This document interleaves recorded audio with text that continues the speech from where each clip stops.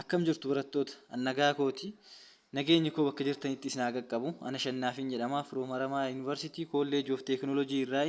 Egaa barattoota har'ammoo kan nuti waliin ilaallu barnoota herreegaa kutaa torbaffaa chapter 2 waa'ee intijeroota kan waliin ilaallu ta'a. Kallattuma gara barumsa keenyaa haa gallu.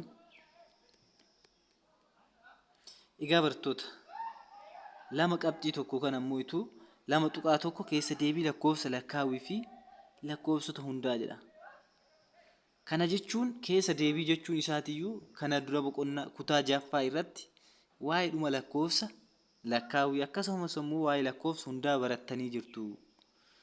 Har'allee waa'ee dhuma lakkoofsa lakkaawii lafatti gadi buustanii sirriitti gadi fageenyaan kan waliin ilaallu ta'a.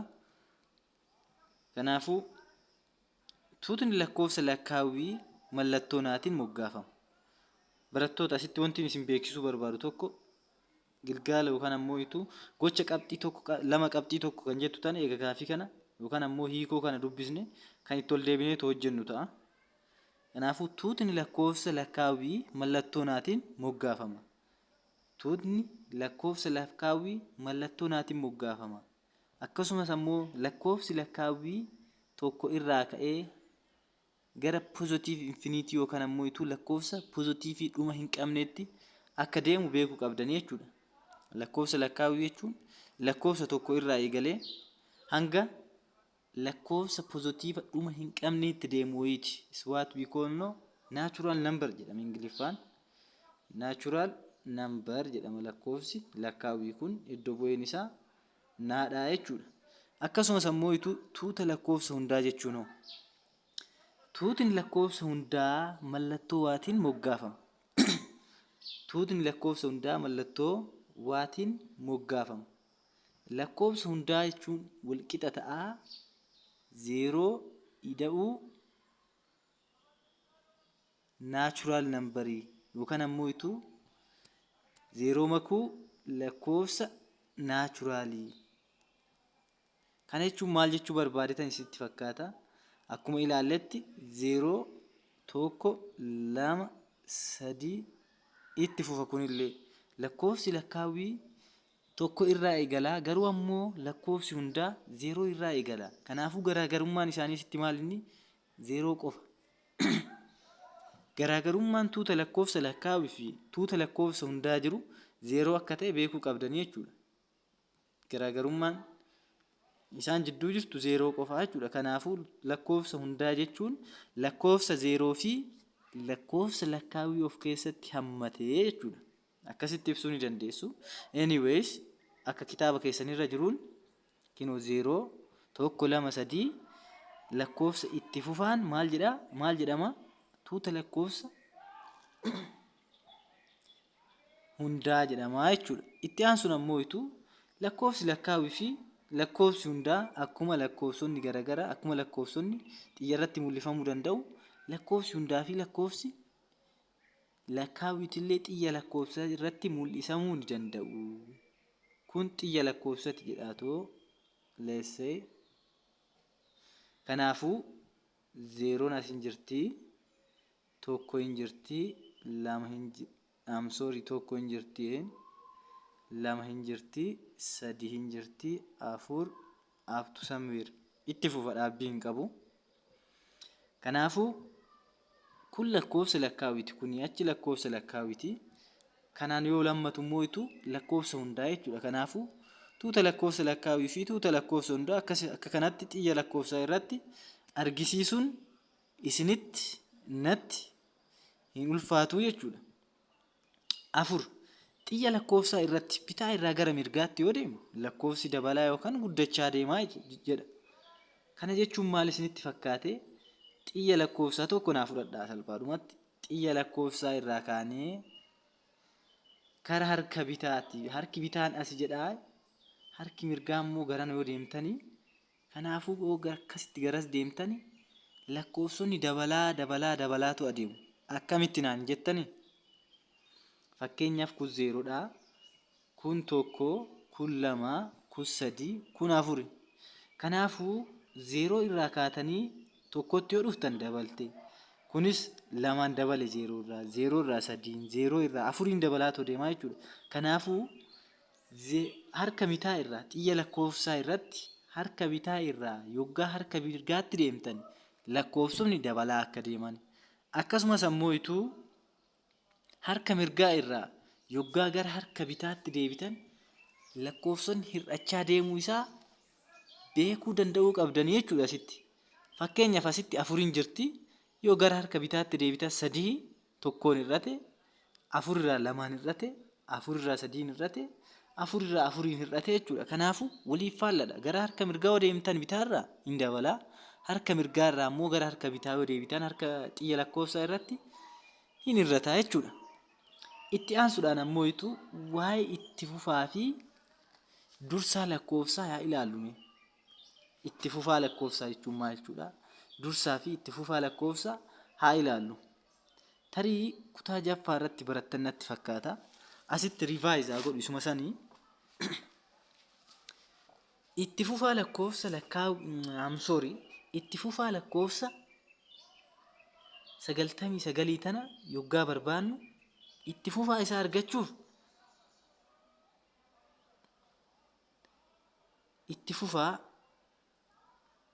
isaa argachuuf maal gootanii tokko irratti hidhaatanii akkasumas ammoo dursaa isaa argachuuf ammoo tokko irraa hir'istanii. Kana jechuun lakkoofsi naa jedhamu yoo jiraate dursaa isaa argachuuf naa hir'isuu tokko irra xiqqaa naa akkasumas immoo naan irra xiqqaa maaliti naa ida'uu tokkooti. Akkasii miti ture barattoota. Kanaafuu asitti naantu 99 jedhaayi. Foormulaa tanaan argachuu hin dandeessanii 99 hir'isuu tokko irra xiqqaa 99 naan keenya 99 jenne ka irra xiqqaa 99 ida'uu tokkooti. Kun ammoo wal qixa ta'a asitti isin yaa hojjedhu. Come here. Kanaafuu kun asitti meeqa ta'a asitti kun yoo 99 irraa tokko hir'istan 98 ta'a. 98 irra xiqqaa meeqati? 99 irra xiqqaa meeqati? 100ti. Kanaafuu barattoota dursaan isaa maal inni? 98 akkasumas ammoo itti fufaan 100 jechuudha. Kanaafuu foormulaa tana fayyadamtanii dursaa lakkoofsa wayiitii fi itti fufaa lakkoofsa wayii karaa salphaa ta'e tanaan argachuu ni dandeessu jechuudha. Kanaafuu karaa tana fayyadamaa isiniin jechuu barbaada. At the same time gaafii baallee akkasitti hojjettanii jechuudha. 999 tokko irratti hidhaatanii 999 irratti immoo tokko irraa hir'istanii jechuudha. Kanaafuu akkasitti beekuu ni dandeessanii. Kan itti aanu immoo hubadhu jedha. Hubadhu.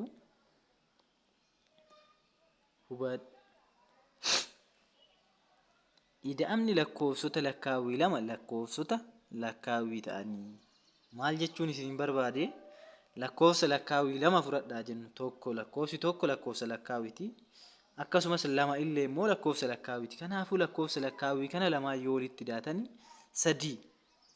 Sadiin tun lakkoofsa lakkaawwii keessa hin jirti moo hin jirtu? Hin jirti. Kanaafuu ida'amni lakkoofsota lakkaawwii lama lakkoofsa lakkaawwii akka nuuf kennu you have to be sure that.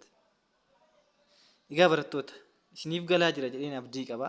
Yoo isiniif illee galaa hin jiraanne yaa barsiisanuu galaa hin jiru asitti sirreessi naan jechuu hin dandeessanii. Akkasumas ammoo yoo isinii galaa jiraate nuu galaatoo jira nuuf jabaadhu unaan jechuu hin dagatinaayi kallattumaan.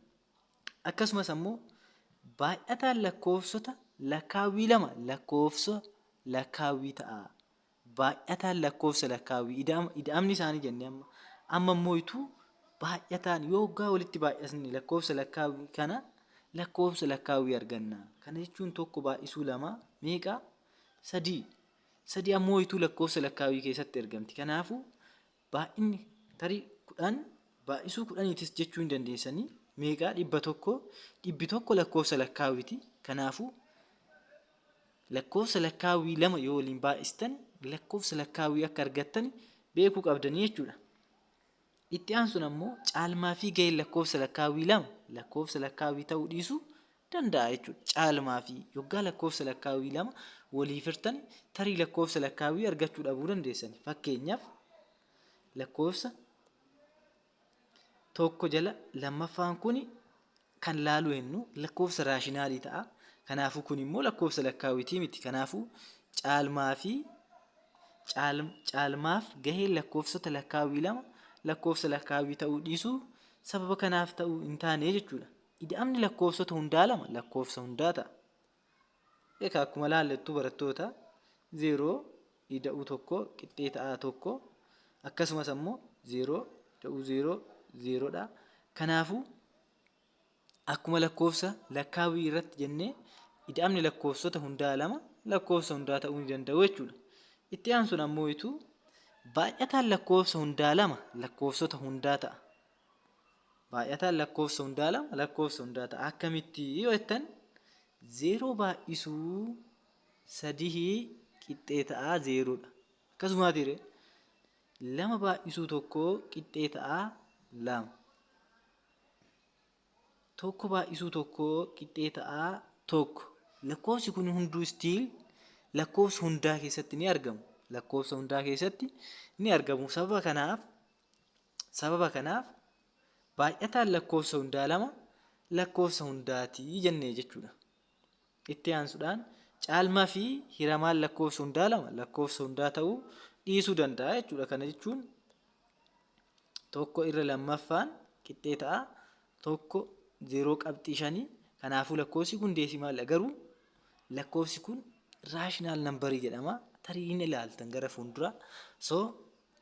Asitti sirriitti isinii gala jedheen isinii galaatoo jira jedheen abdii qaba.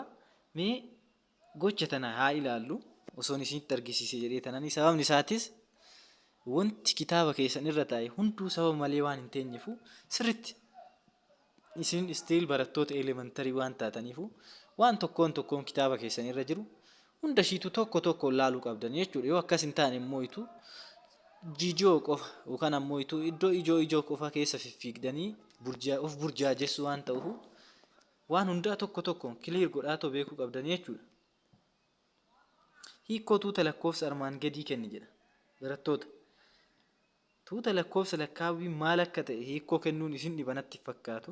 Yoo isin dhibillee lakkoofsi lakkaawii jechuun lakkoofsa tokko irraa ka'ee 2 jechaa 3 jechaa harka mirgaatti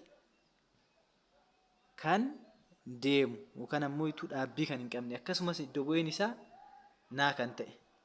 Kanarratti yeroo gubuun nan baay'ee sinarraa hin eegamu. Itti aansuudhaan ammoo tuuta lakkoofsa hundaa hiika kenni jedha. Tuuta lakkoofsa lakkaawii hundaa jechuun 0 fi tuuta lakkoofsa lakkaawii lakkoofsi hidhate tuuta lakkoofsa hundaa jedhama jechuudha. Kana jechuun tuutni lakkoofsa hundaa waadhaan bakka bu'a. Akkasumas ammoo 0 1 2 3 jechaatu deema akkuma lakkoofsa lakkaawii jechuudha. Garuu ammoo garaagarummaan isaanii maal isinitti fakkaate? Garaagarummaan isaanii waa tokko ishiin illee 0tu lakkoofsa hundaa keessa jira jechuudha.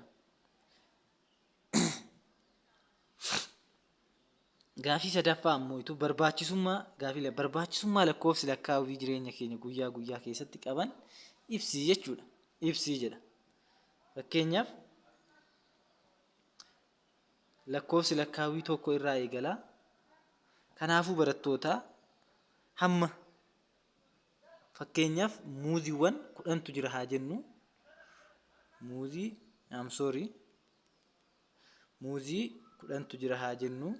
Fakkaatti muuzii 10tu jira haa jennu. Kanaafuu barattoota muuzii kurnan kana lakkoofsan muuzii kurnan kana akkasitti teechisuurra 1 2 3 muuzii kurnan kana akkasitti teechisuurra lakkoofsa lakkaawwiitii yoo salphaadhumatti bakka buusne muuzii kurnan kana lakkoofsi iddoo bu'uu danda'u lakkoofsi 10 hin jira muuzii 10tu jira jechuu hin dandeenya. Kanaafuu lakkoofsa muuzii kana muuzii kurnan teechisuurra lakkoofsa 10 fayyadamnee bifa lakkoofsatitti jijjiirrachuu hin dandeenya jechuudha. Itti aansuun ammoo himoota armaan gadii sirrii yoo ta'an dhugaa sirrii miti yoo ta'an ammoo soba immoo jechuudhaan deebisii jedha. Barattoota asitti wanti ijoon naa beekuu qabdan tokko walitti makuu akkasumas immoo walitti kanneen hiikoo kana dirqama deemtaniitoo yoo kan isin hin galle ta'e chaaptar 1 irra yookaan ammoo boqonnaa tokkoffaa irraa sirriitti ilaaluu qabdan jechuudha. Eeshi gaafii ilaallu lakkoofsa lakkaawwii makuu lakkoofsa hundaa 0, 1, 2, 3 jechaa akka deemu beekuu qabdan jechuudha. Kanaafuu walitti makuu jechuudha. Lakkoofsa kanarratti walitti makuu jechuudha kan lakkoofsa lakkaawwii fi lakkoofsa hundaa. Garuu asitti ammoo wanti beekuu qabdan lakkoofsa lachuu isaanii keessa jiru.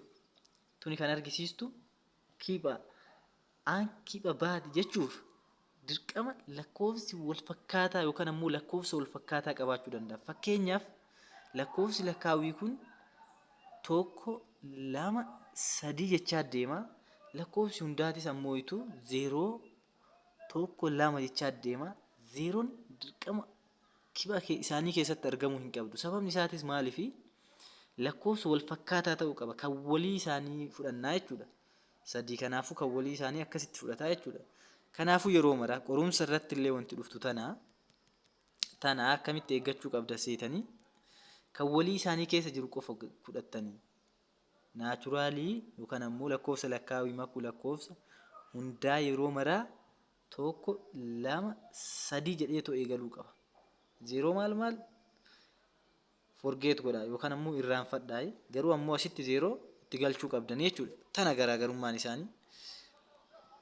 Gaafiin caan ammoo 127 lakkoofsa lakkaawwii fi lakkoofsa hundaanii ta'ee sirriitti ta'a. Maaf hin taane 127 miti lakkoofsi 1, 2, 3 lakkoofsi 1 irraa kaasee hanga lakkoofsi dhuma hin qabne wayii lakkoofsa lakkaawwiitis lakkoofsa hundaas ta'uu mirga guutuu qabaa jechuudha. Kanasitti akkasitti naaf hubadhaa. Kan itti aanu immoo lakkoofsi lakkaawwii kamiyyuu lakkoofsa hundaa ni ta'a. Hin ta'a barattoota mee naaf deebisaa. Mee adaraa keessan koomentii jala galaatu isiniifan deebisa amma rakkoo hin qabu. Garuu ammoo koomentii jala galaatu hin ta'a hin ta'u jecha koomentii barreessaa. Anyways lakkoofsi lakkaawwii lakkoofsa hundaa ta'uu kana jechuun lakkoofsi lakkaawwii kamiyyuu lakkoofsa hundaa ta'uu ni danda'a. Sirriitti danda'a. Tokko kana jechuun tokko lakkoofsa lakkaawwii ta'uu hundaa ta'uu ni danda'a. 2 ta'uu ni danda'a. 3, 4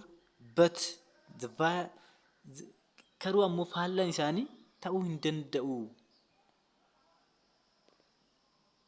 Lakkoofsi lakkaawwii hunda ta'uu hin danda'a. Hundi ammoo maal jechuudha? Hundi lakkoofsi hundaa hunduu ammoo lakkoofsa lakkaawwii ta'uu hin danda'u. Sababni isaatis 0 hin jirti kaa barattoota. 0 hin jirti tirees. Lakkoofsi hundaa 0, 1, 2, 3 jechaatu eegala. Kanaafuu kun lakkoofsa hundaati. 0 waan as keessa jirtuuf lakkoofsi hundaa lakkoofsa lakkaawwii hin ta'u jechuudha. Hundisaa. Garuu ammoo tokko irraan kanaaf garanatti ta'uu ni danda'ani. Kanaafuu akkasitti naaf qabadhaa. Lakkoofsi hundaa kamiyyuu lakkoofsa lakkaawwii ni ta'a. Lakkoofsi hundaa kamiyyuu lakkoofsa lakkaawwii ni ta'a. Akkamitti ta'a barattoota? Hin ta'u isin hin jenne akkuma dhuma asitti isinitti meeyyuu lakkoofsi hundaa hundi lakkoofsa lakkaawwii hin ta'u jechuudha.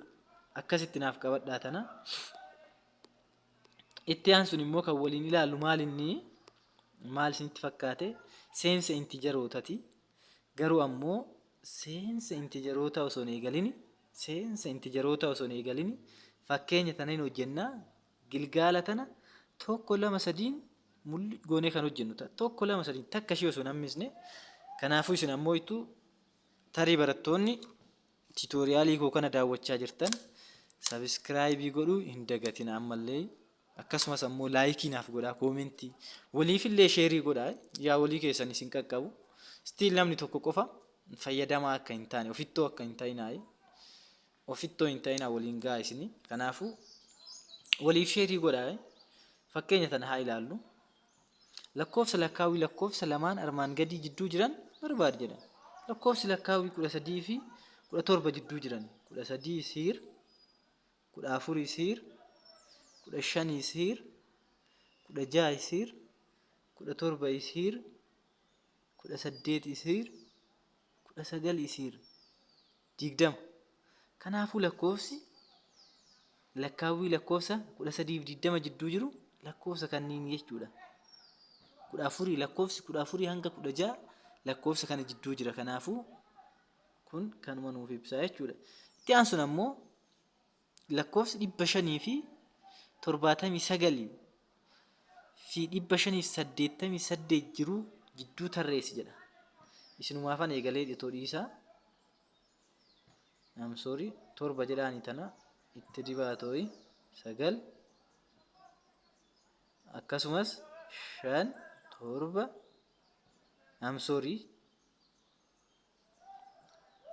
something is went wrong here. Daganaa isiniifuu godhume 500 fi 79 500 fi 79 580 581 jechaa itti fufaa jechuudha. Aga 583 akkasitti tarreessuu ni dandeessu. Tarii yeroo konsuumingiidha kuni. Kanaafuu waraqaa keessanii irratti tartiibessuu ni dandeessu jechuudha. Gaafiin lammaffaan ammoo haala tartiiba lakkoofsa kennamaniitiin lakkoofsa itti aanan dhufan bakka duwwaa irratti barreessi jedha barattoota. 654 656 658. Asitti wanti naa hubachuu qabdan tokko lakkoofsi kun lama lamaan akka dabalaa deemu. Kanaafuu asitti maal goona? Meeqa jennaan barattoota? 660 jennaan. Sababni isaatis lamaan dabala. Asitti ammoo 662. Asitti ammoo 664. Asitti ammoo 666. Asitti ammoo 668 jechuudha. Lakkoofsi kun maaf akkas goone? Lama lamaan dabalaa deema. Paatarniidha. Paatarnii isaa kana ilaala. 54 56 lama lamaan dabala ergitanii lama jidduu isaanii jiru. Kanaafillee asitti illee lakkoofsa as jiran kana jidduu lama itti dabalaatoo deemtu jechuudha osoo deebii hin baasin. Itti aansuun ammoo paatarnii gadii kan ilaaltan 2103 2107 2111. Kanaafuu lakkoofsi kun ammoo afuriin dabalaa akka deemu beekuu qabdan. Afuriin dabalaa deema.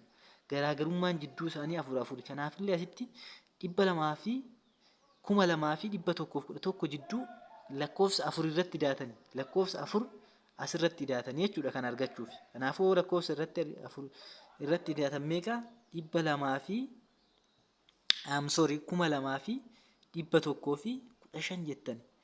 Tan argachuuf ammoo 15 tanarratti afur dabaltanii 2100 meeqa 19 jettaniin.